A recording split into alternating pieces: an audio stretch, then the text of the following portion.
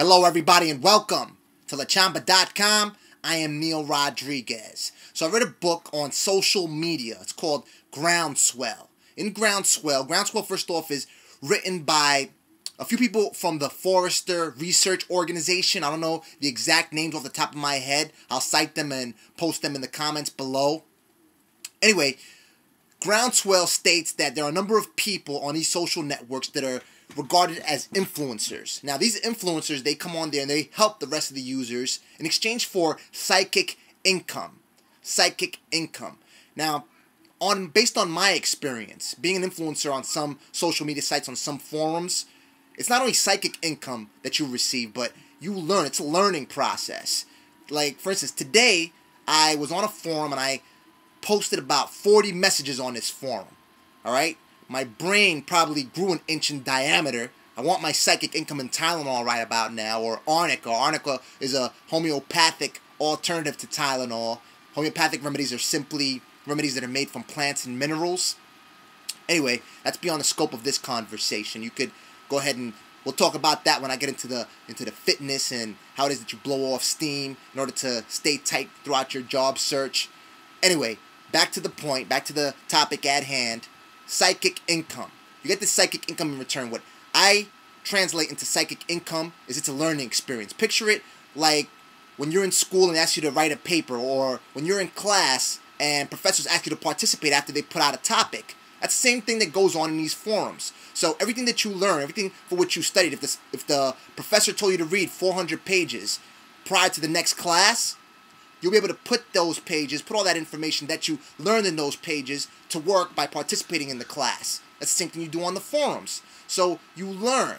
Now, applying this towards developing and establishing your professional identity. Let's say you have a blog up, and it's a professional blog. It's on your industry, on the positions for which you are applying, and you want to develop a following to this blog. You start to look for these forums that talk about relevant topics in your niche. So you start to respond to people's questions. You become an influencer as your post count starts going up, as it starts increasing, and you can probably start to post links on these forums. But when you post links, you just don't go out there and spam these links where you're just gonna find different threads and then you're gonna start to post a link as a response. No, you put out a nice little post, probably at least a blurb that will segue into your link, and you won't be considered a spammer. Now, you have to ensure that the forum on which you are participating possibly allows links if you are going to link to these sites. If you want to link from these sites to your blog or to your social media profile from which you are communicating your expertise. So you have to ensure, you have to get to know the community, get to know people in the community, a lot of influencers, get to know the rules on how that community operates. Because you don't want to go in there and just start dropping links all over the place. That is one way for you to start to build your personal brand, start to establish your professional identity. Now, let me make a distinction between building your personal brand and establishing a professional identity online and offline, because that's what establishing your professional identity is about.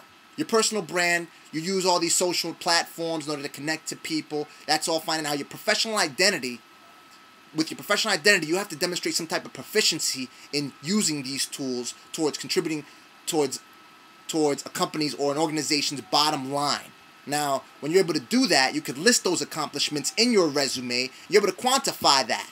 So it's a complete package. Your professional identity consists of your resume, putting it out with bullets that quantify all the accomplishments that you have realized throughout your professional background, and also the way that you present yourself in the interview. Ensure that you have responses to typical interviewing questions memorized and that you've done your research. A lot of basic tenets to the job search that sometimes get dismissed when it comes down to personal branding. Just like in an article to which I alluded a few vlogs back. So that's the way you do it. We're going to start to develop that through, we have a LinkedIn group set up. It's called Pro ID, short for Professional Identity.